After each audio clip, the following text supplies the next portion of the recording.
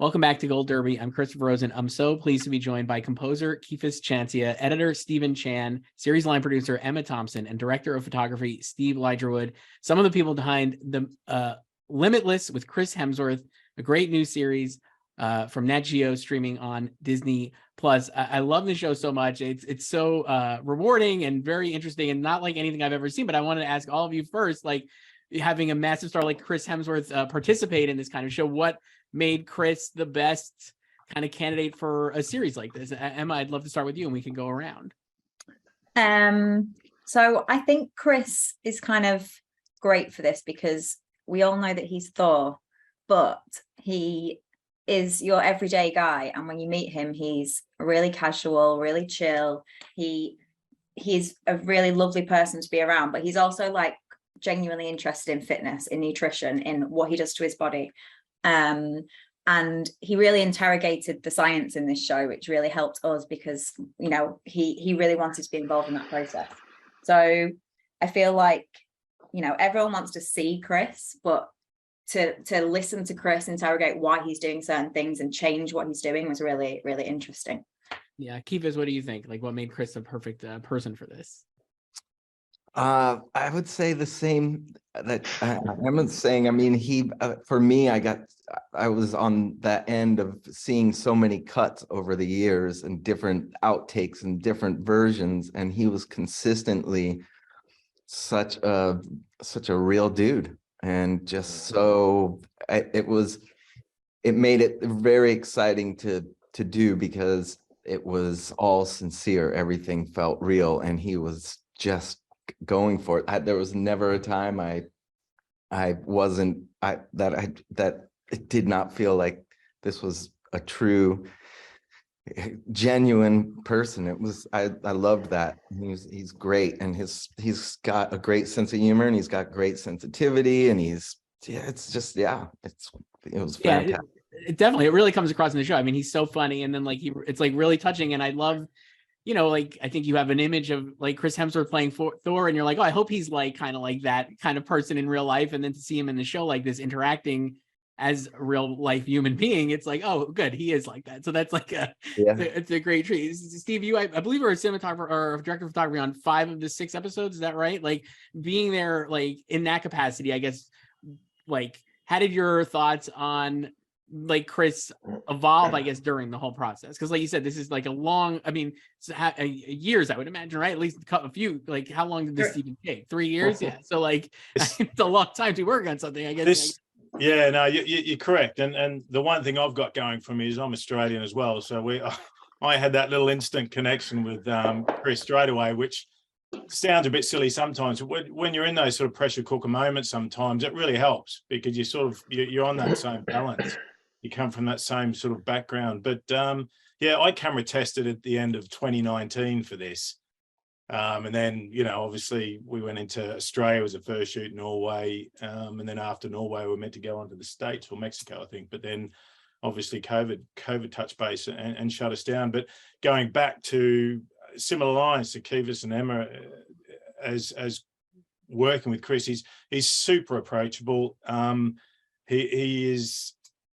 He doesn't want to get beaten. There's no doubt about that, and that's, I think, really helped us and added to everything that we threw at him, all the stunts that were thrown at him, all the various tests.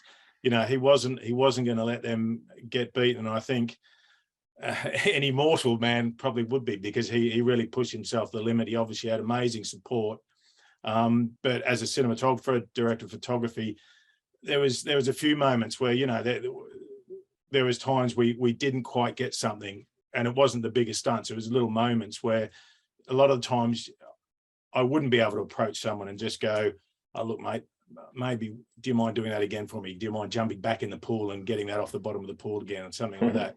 Where, you know, sometimes generally you wouldn't get that, and he'd just turn, yeah, I got this, buddy, no worries, you ready? Let's go. And that's the sort of approach he took from day one to the end of this show.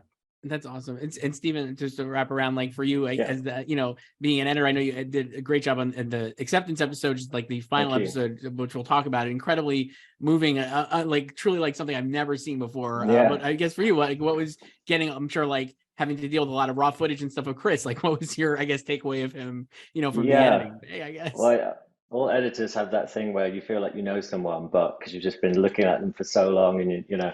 But to echo what Steve says, he just seems a very gracious person, and was just up for making sure a scene was done and done properly, and very giving.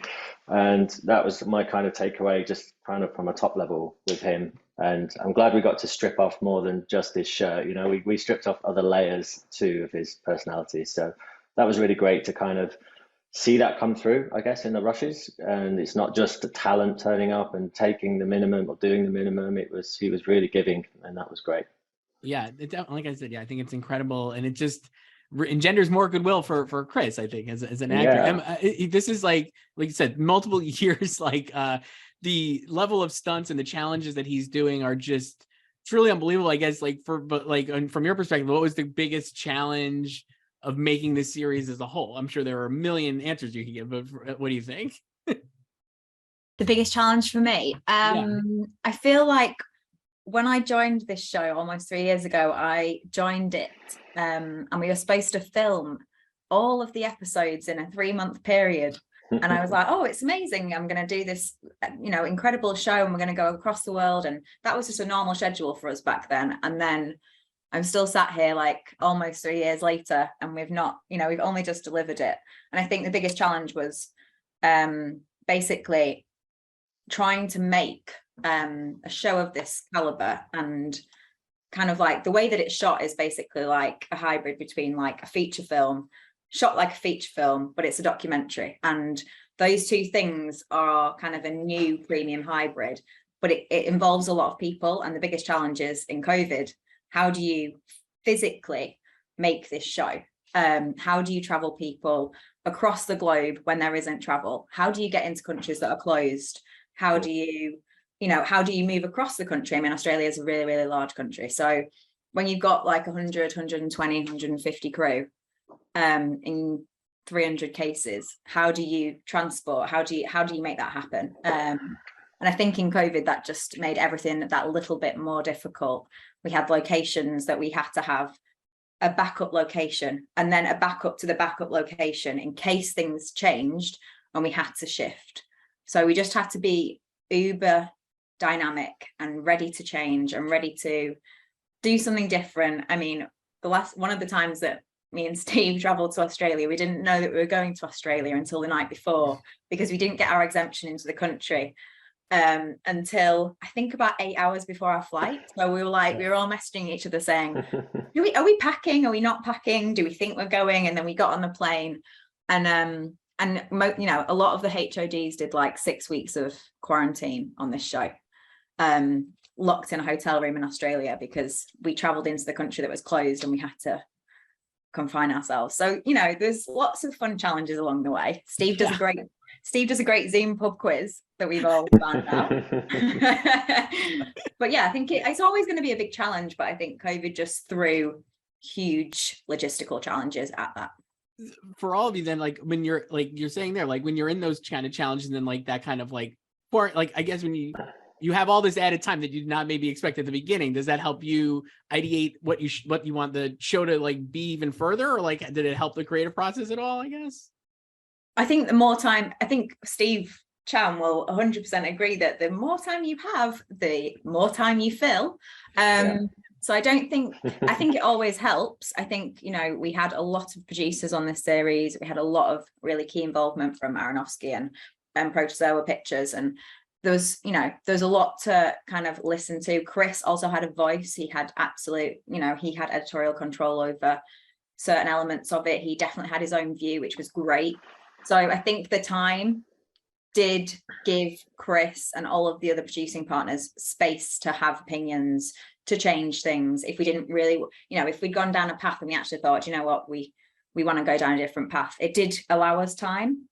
But then obviously time costs money, doesn't it? So it's my job to try and keep all of that in in a set line. Yeah, it's amazing. I mean, like hearing you talk about it is just amazing that it's like, so if the viewer, none of this is, you're just like totally engrossed by the show and you're not like thinking about all of this, but it is obviously spanning around the globe in so much time. It's just wild. Keefus, I want to go to you talk about the music. I love the music in this. I guess, can you like, what was your creative process like in composing the score and like how you wanted, you know, the music to sound for the show? It, you know, there's some of the same because of COVID, it allotted more time, which allotted more experimentation. And I think also with any project, when you're, especially the opening, the first phase before you send any music off, originally, what I ended up doing was I made about 50 completely different pieces, just to like, hey, let's just get this to the edit and you can choose as you like. I kind of went all over the place. I was just trying, I didn't want to limit it to a, you know, a specific genre or anything in the beginning. And in turn, looking back, it did become more music for Limitless because each episode was very cohesive and completely different. And this is not my normal working on a series or a film sort of approach of reintroducing themes, but just enough to bring back the victorious themes and the themes that people would recognize. The title cards were sometimes similar, sometimes not. But it was a lot of experimentation, also the decisions of which way. I think the early phases was, are we going heavy drama on this, or are we going to push the comedy? Where are we going to find that line? And so that just took a lot of back and forth. I think the same with the editorial and everything. It was like, hey, I would do an entire episode in one direction, and then we would completely flip gears and like, no, we want to make it go this direction. So I was thinking, Keefus, and it probably goes for you, Stephen, as well, as there's fair delays in between getting the full package of that one show as well, I guess. So that gave you a fair bit of playtime where you might go in the wrong direction, or you might go in the, you know, it gave you time to think too much, which in our industry we know can be not great. But yes. You know, a lot of the stuff we shot how many years, you know, back, and then we finalized it only recently, or, you know, within the last few months. So you guys were left waiting with an idea of what was coming, but obviously something coming might be slightly different, and that picture might lead itself to something else in your mind regarding music, and obviously Stephen, something else in which way you were going to edit that final part of that show. So yes, completely. And I think the other side too was everyone, this is not a normal realm for me, and I think originally that's why everyone asked me to do it. And I kept asking, are you sure? And because there's a thing of like, we don't want it to be a conventional approach, but there's certain things that you can try to make it something unique, but is it just pulling away the attention? I mean, for me, just the vast shots and the tone, the sounds of where you were, the locations, was a lot of the music without music to me. So I was like, I tend to want to not have to push like every hit and do the too much false jeopardy. And so it took a while because I think I was giving maybe too little for a bit. And yeah, it was I learned a lot, and I ended up writing a lot of music on this one. Did you also like like based on the locales, are you trying to like think of the music to like fit where the show is at that point, or like, you know, make it sound like you're in different part of the world or whatever? Like, do you think about it like that, or kind of just focus on the show?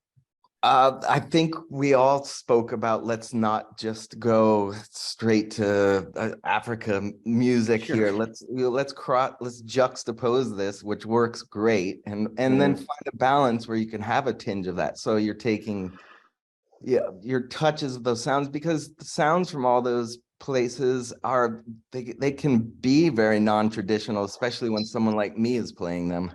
And so the tones are like, these bells become distorted and they can give you anxiousness or whatever. So it was definitely discussed quite a lot to like, let's push this and make it, because how beautiful is it to be in these countries and not also treat the viewer dumb. Like I don't think they know they're in, Japan right now. I don't think they know. It's so, yeah, it was tricky though. Yeah, no, I think that's true. And like I said, I think the respect for the audience is apparent. Steven, I want to ask you, Emma said something before about how it's like kind of this hybrid thing where you're doing like a feature film with like a nonfiction, right? And that definitely is apparent. But I guess for you then, as an editor, like how do you kind of blend that to and create maybe a new visual, like a visual? How do you create like a new style almost of editing this, or how did you think about it? I guess. Yeah, it was. It became apparent kind of before I even started to edit. I was very kind enough to be given a 26 page long PDF beat sheet from Tom, the director. He'd lovingly crafted and written with Darren and Ruth for months. And, as an editor on a documentary or hybrid reality, all sorts of stuff I've done in the past, you don't get that. You kind of get given the footage and go. And this was great because I felt like I was reading a bona fide story, and you saw every scene was played out. And so for acceptance particularly, it really felt like you were just honoring this vision of what this story was. And there was only maybe one scene that we had to flip around, which was Chris in his aging suit playing table tennis and doing kind of the funny stuff at the beginning of day 2. I think that was originally envisaged one slightly way around. I think the art class was supposed to be first, and then he went and did the fun stuff. So that was literally the only thing, the block that got moved. So to have that framework was wonderful, and it really did give me the sense that this was something a bit different, and it really felt like, right, this is how maybe a film is approached or a drama is approached, and it definitely had that sensibility to it. It was very unique, and it was a dream to cut for that reason. Yeah, I mean that episode is truly remarkable. Like again, like I said, I've not really seen anything like that at all. The acceptance episode where Chris is experiencing his life as in old age and like beyond. Obviously, it ends with this very surreal experience for Chris. I guess Stephen, like, can you talk about like what that was like and like how you kind of approach that or like felt about it? I mean, it's very moving watching it. So I mean, like, I guess like how are you feeling about like when you're doing it? It's kind of quite moving even when you cut it too, right? There's certain scenes apart from that one where I would still cry. And, it would be like months and months of doing it, and it would still get me at the same point. But for Chris's scene, I think what was interesting was that his meditation with Alua at the very end, where he's on his deathbed, or the meditation for the deathbed. The experience had to be very real for Chris, and he was there for 3 whole days, and it wasn't something that you could just simply rush, the denouement, even though they were fighting against losing Chris on his last day, we were running out of time to film with him. And Alua, who I thought was absolutely incredible contributor, she actually she went with Chris through like 9 meditations of dying. It was an 11th century Buddhist text that she's with other scientists that kind of repackaged for the modern day. And so Chris's actual meditation was almost 30 minutes long. So he was really going under and really, sinking into that and being open to all those feelings. And of course, in the scene, it's maybe 5 minutes or 6 minutes with the whole death experience and walking through the rooms and that. So I wouldn't say it was necessarily a challenge, but it was a case of like, well, I mean, obviously, how do you crunch like one section, which is half an hour, down to 5 minutes? It was just to try and keep that as honest as possible and keep the lessons that Chris had learned through the series just forefront to the experience. But he was driven through it, and he had, he was touched by it, and that came through too, which was really great. Yeah, Emma, I want to ask you like how like getting that episode like as like that like putting that whole episode together seems like again like an incredible task and stuff, and finding like the real people as well. I'm blanking on the woman's name, obviously, who had stage 4 cancer. Natalie.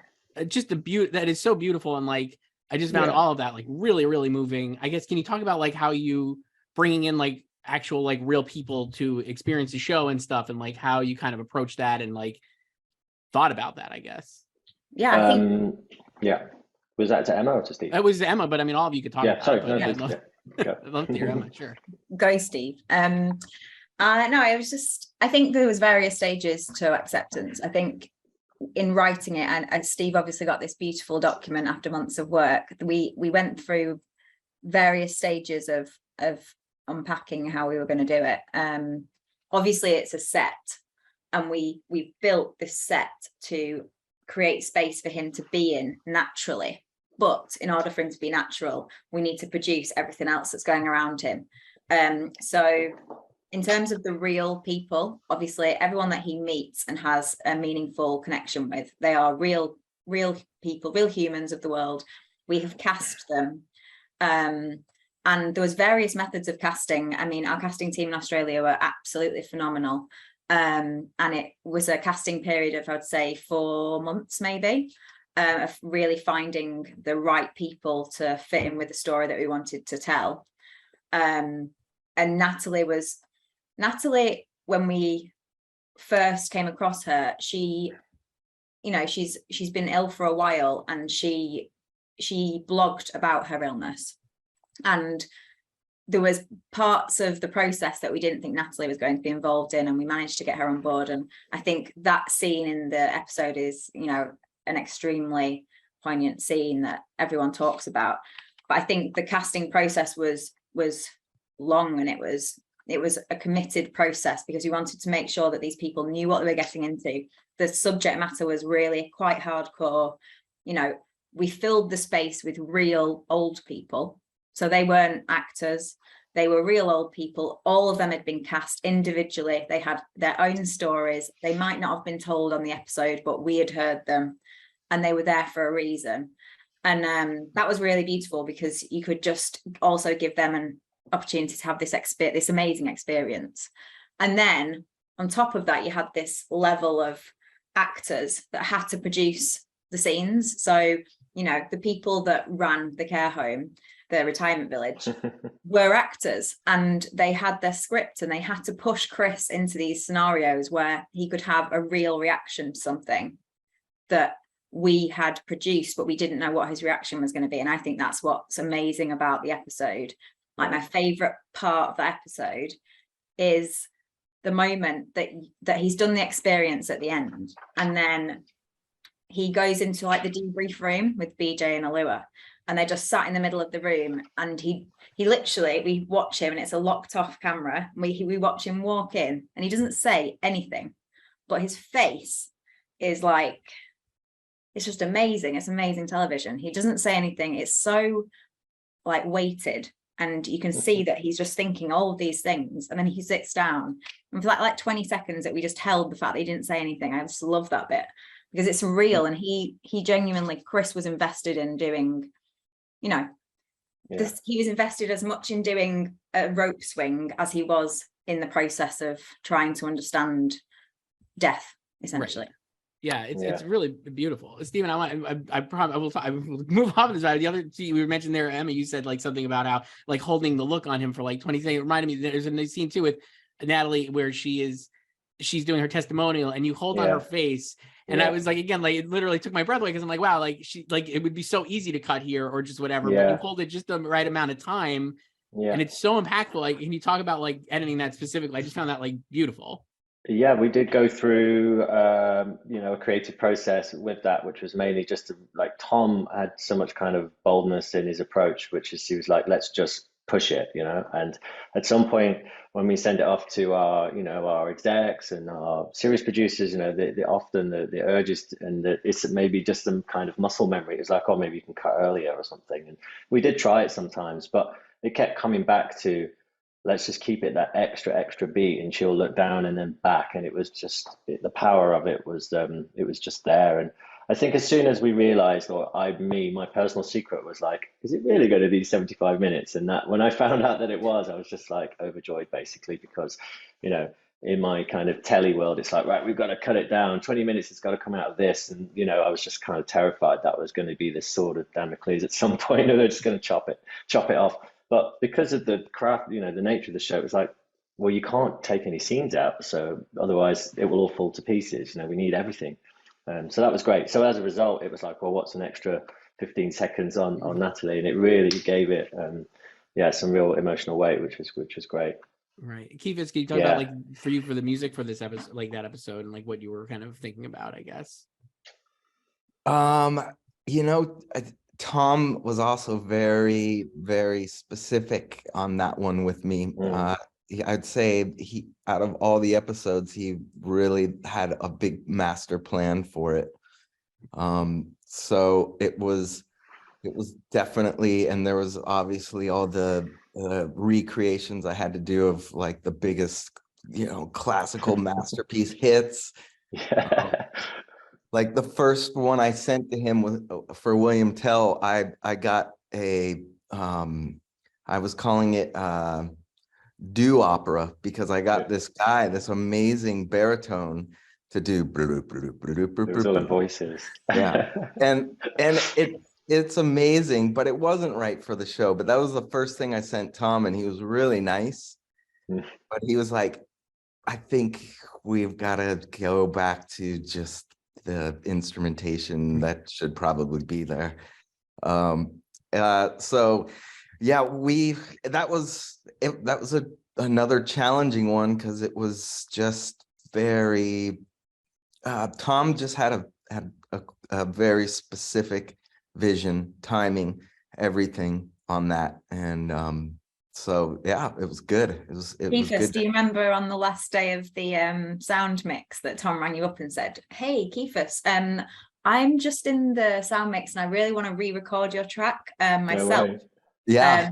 Because it's just too polished. So I just want to do it a bit, you know, like I want to do it again. And then I was in the sound. So it was just me, the music editor. Tom, he couriered his own guitar from home, brought it in. Wow. Yeah, that's right. Played it. And I was the sound. So, you know, I was the sound effects. So you can hear me in the track. Yes. I was just bopping along, doing some whooping. But yeah, he recorded it on the very last day. I know. So cool. It's great. We had talked about it before because I was saying, you know, I'm stuck here with no live people around me. When you go in, when you're on the sound stage, just throw in those voices because you hear it better than me. I know you want something more than I'm giving you. And so I was glad. I was really glad he did it. And I did not know that was you, Emma. You should there we go. Career change time. Yeah. I got to remember that. How expensive are you now? I'll send you my rates later. Can I just add that I think you did a great job there, Keefus. It was very different, of course, to the other episodes, and I felt it was kind of restrained and in a really good way. And it's about kind of just sewing it together, I suppose, and that's what it did quite well. And you know, Tom always had a point, and Arif called it's like a comedy about death. You know, it's such a weird kind of title for this whole episode. And there's a moment, I think, where you did such a nice job where Chris goes into his room and he starts looking at the old pictures. And even when people watch it, you kind of giggle at first, and then the pictures get really heavy, and suddenly it's like the chair and the cup with the straw in it, and suddenly it's so different. And it's great, and I thought that was really good. How you just kind of used the same kind of. There was certain notes, and I guess that's what what you do is just guide it through the same motifs at times. But it was really effective. Nice, thank you, man. Thank you. It's really awesome. It's really amazing episode. Steve, I want to ask you, obviously, beyond like we're saying, beyond the emotional stuff, there's obviously all of these incredible physical challenges and stuff again that I was like blown away by, and I could not believe. The Arctic one seemed incredibly, as a viewer, I was like, holy cow, this is nuts. But I guess, can you talk about like what is that like having, like, are you getting, like, how did you do all that, like getting like with him in the water, and like kind of like how are you planning that, and like how do you approach that kind of scene? Yeah, I mean, Norway was the Lofoten Islands. That archipelago is phenomenal. And I mean, I could just pull a camera out of the car and put it on the snow, and I've got a shot. You know, it was that sort of place. But yes, obviously you've got to prep for those sort of temperatures, and it's just about keeping ourselves warm and our cameras warm.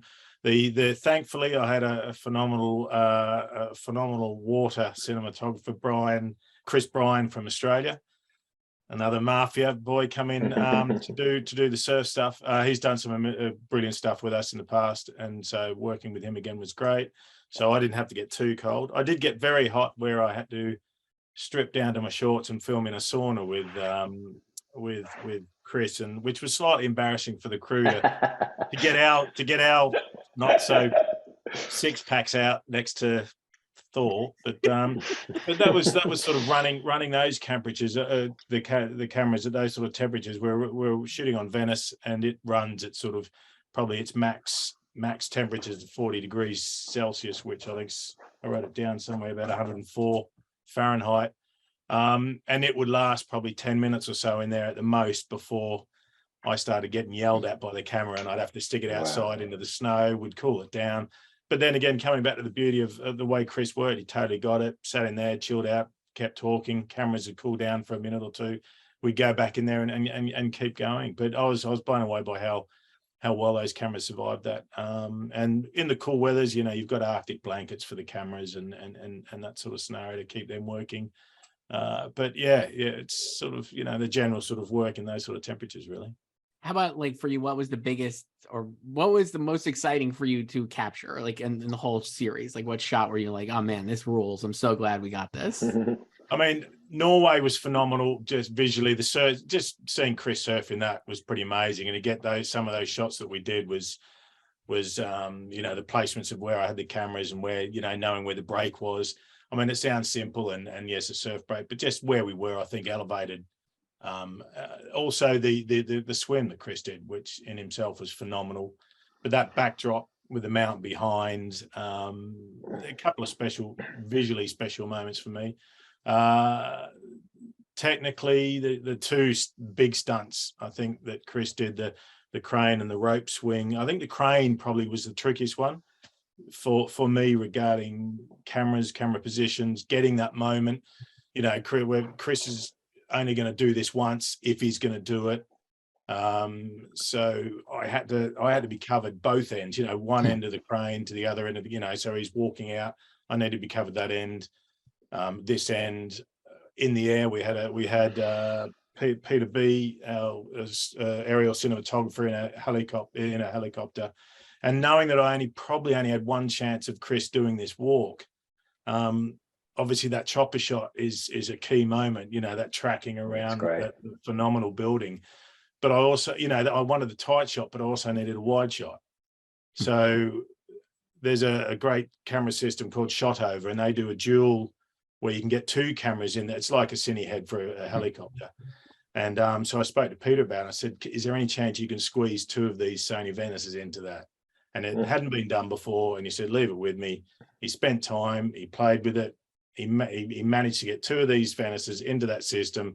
I had a long lens, 1000mm on one camera, and a wider lens, 100mm on the other, so that I knew that if Chris was only doing that walkout once, and we got that tracking shot, I know that we had two angles on that. And those were sort of the smaller things you had to think about, I guess. But also remote heads on the far end of the crane, where I had an operator sitting, didn't have eyes on anything apart from the screen inside the building, operating the head that Chris was walking out to, just that I knew that we had that. And then some locked off cameras on the crane as well. But for me, that was probably in my head that probably kept me up most of nights was have I got enough cameras on this? Am I covered on that angle? What if he does this? What if he turns that way? Am I covered that angle? That was probably the one technically for me that did keep me up a little bit. And all that time you're putting into it, right? Like how long does the actual thing take? And we see it in the show. Obviously, it's not, it's not a insignificant, not brief moment, but how long is the whole thing like going that day, I guess? Look, I mean, yeah, for us setup, I mean, that was 8 days setting it up. But for Chris to get in the elevator, walk up that ladder, get up to the top, walk back and back, it was probably 5 minutes at the most, at the most, and it was. So yeah, the moment was over, but I think it shows in the show that it was covered. I think it's been edited beautifully, mate. Well done with that, because it works. The tension in it really comes together. And that's where I guess those MPV, the FPV drones that we have, and all that build up, that tension really comes into it there, and I think it holds its own. Yeah, definitely. Emma, can you talk about like these challenges and like how you guys mapped out like what the challenge would be and how they would like coincide with like the science, like you were saying earlier, and like how you kind of mapped that whole thing out at the beginning of the show, I guess? I don't think it was mapped out at the beginning of the show, I'll say that. Okay. I think the challenge with the challenges is like, how do you supersize something that basically is like quite a simple concept that we're trying to tell you and as a viewer, but you want to see Thor do something incredible and amazing, but it has to stay true to the science. So I think we went through various iterations of every challenge.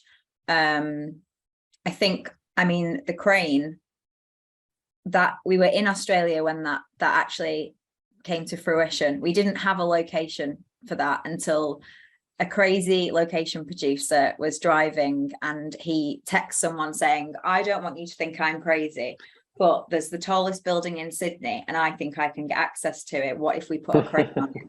And so the crane didn't exist, and we basically got the crane up and built a structure onto that crane. But that came to fruition a little bit oddly, to be honest, but it was the best crazy idea that someone had. The rope swing had been an idea. I suppose strength is quite difficult to just to get an original idea, really, because it's strength, isn't it? Everyone goes to the gym, everyone thinks that they're strong and they can use muscles, but Ross Edgley really wanted, and Ross was really key to this episode. He was very vocal, he was very involved, and he really wanted to show functional strength. And, you know, it wasn't just about your physical, how big are my muscles, what are they doing, and what can we do to show that? And I think climbing is one of those things. Chris couldn't climb a rope before we started. And I think that's the thing that he trained the most for over a long time. We had some bad luck and he sprained his ankle 2 days before the shoot, and it got postponed another few months. So he still had to keep up the training, still had to rope climb. We had a rope installed in his house, and there was real commitment there. But I think every challenge had to have real backing behind it. And NGC, Aronofsky, everyone, even Chris was the first person to say, why am I doing this? What? Tell me the science. Tell me how it's happening, why it's happening, and why, you know, should I be doing this? Should I not be doing this? Like he was the person to interrogate the most. So I think it always had to stack up, essentially. So we went through lots of options, and what you're seeing is just the end results of those. That's awesome. And you mentioned the other thing before about how like Chris, like there are a lot of people having input and stuff. One of the things I love about the show is Chris's friend just busting his chops. I think is a real like great trick, and I did not expect it. It's so funny. I guess you're talking about like having that as a part of the show, because having like, you know, there's a version of the show where that's not there, right? Like, or whatever. And I think that makes it heightens it so much, because again, it lends the you know, your the appearance and like the feel of like him being like a real person, like with his friends just being like just totally busting on him is very amusing.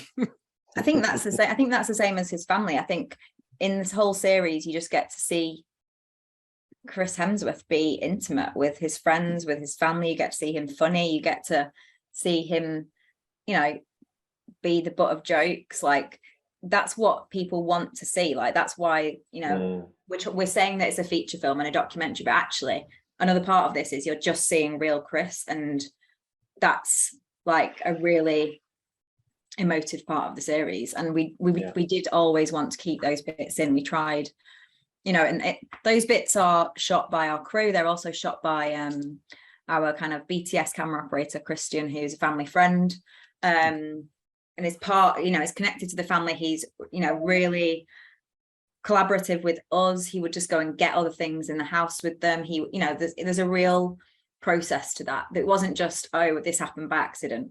It was, you know, a thought about process where we used all of the tools that we could to kind of try and, you know, show snippets of what he was really like, because he was like that on set. Like we got to spend time with him, and he, you know, he's a very gracious and funny guy, and it's nice to actually be able to show that. And he was happy for it to be shown. And even when he's being vulnerable, like the brain episode, memory, it's kind of like he's extremely vulnerable, and he could have decided not to show that. And so it's just quite a privileged place to be, really, that he's happy to show so much of himself. Yeah, from a viewing standpoint, I'm like, there were parts where I was like, wow, I can't believe I'm like, it's very intimate. And like, you would not expect maybe an actor to be so forthcoming with that kind of like personal pushing out that personal thing to the world, where, me watching him on TV can be like, oh, wow, that's great. It's really a great trick. I think we do have to wrap up here, but I wanted to ask all of you, I guess, like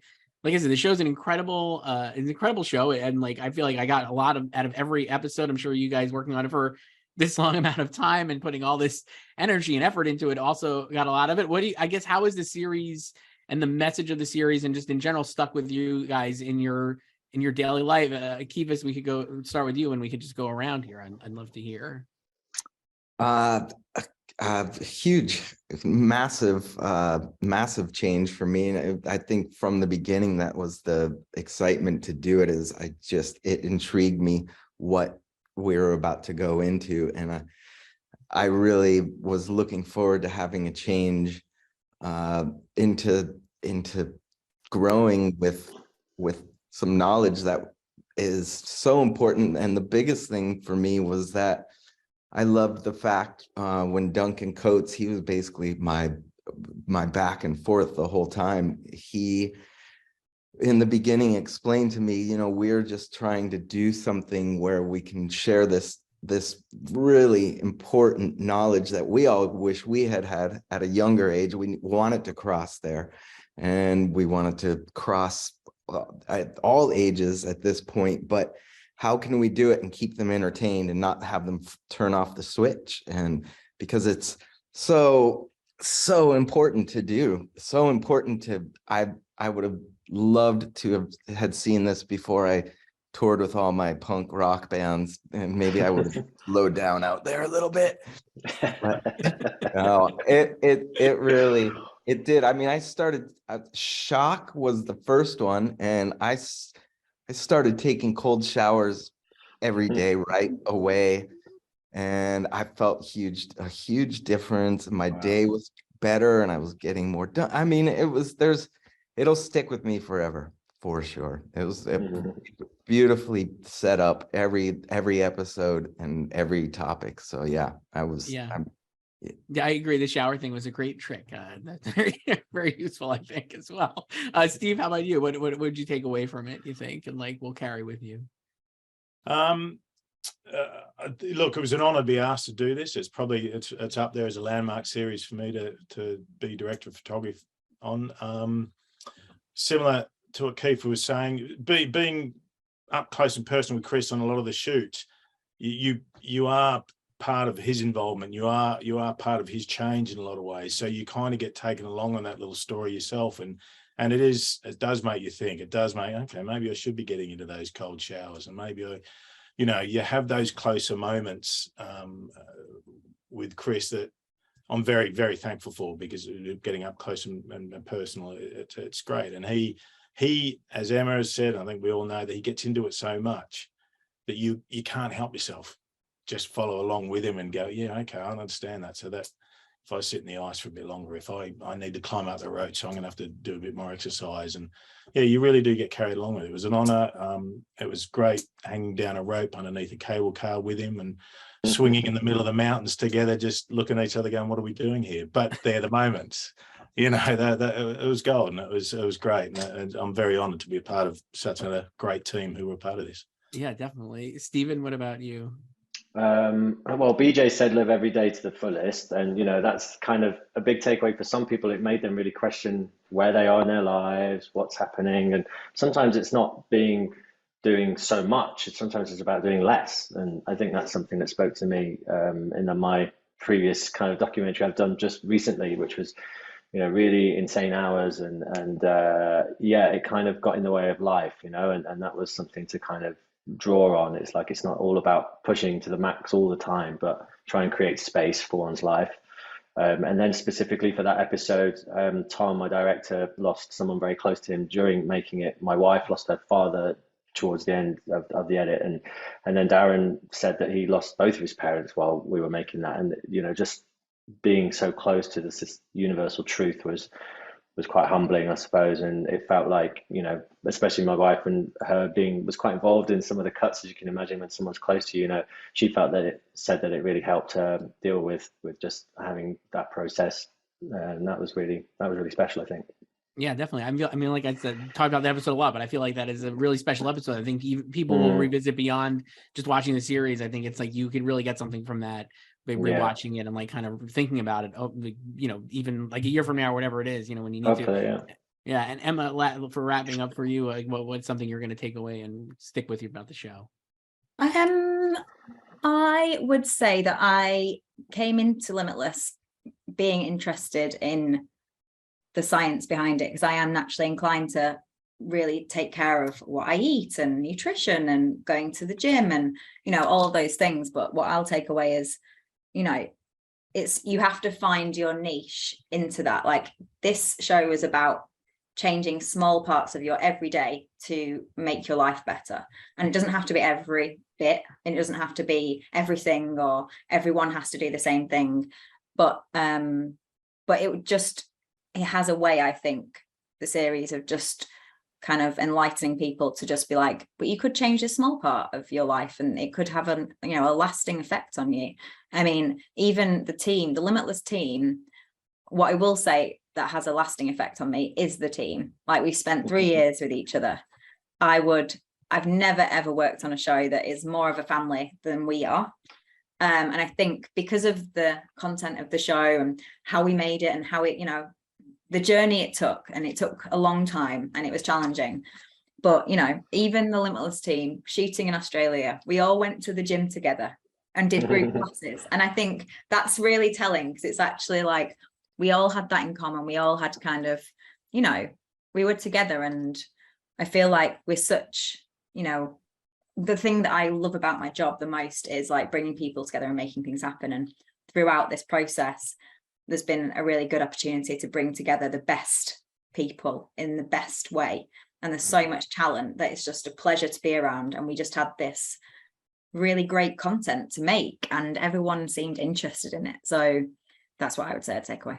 Yeah, I mean, beautifully said. And I think we have the best. You guys here are incredible, and the show is great. Limitless NatGeo series. You stream all the episodes on Disney Plus. Again, composer Keefus Ciancia, editor Stephen Chan, series line producer Emma Thompson, and director of photography Steve Lidgerwood. Thank you all so much for this. It was great hearing you speak about the show, and it's an incredible series. I hope everyone watches it. Thank you. Thank you for having us. Cheers, guys. Well done. Cheers.